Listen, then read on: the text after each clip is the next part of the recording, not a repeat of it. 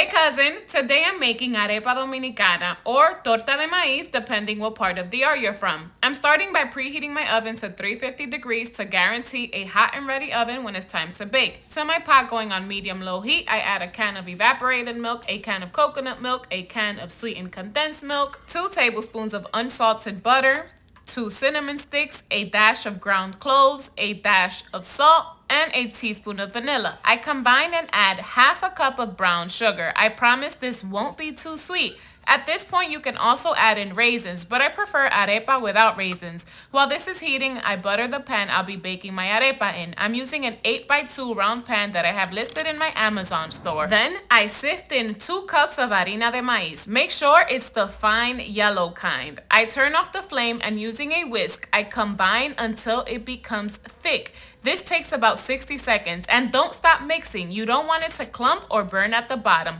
Once my mix has become thick like this, I remove the cinnamon sticks and I pour it into my baking pan.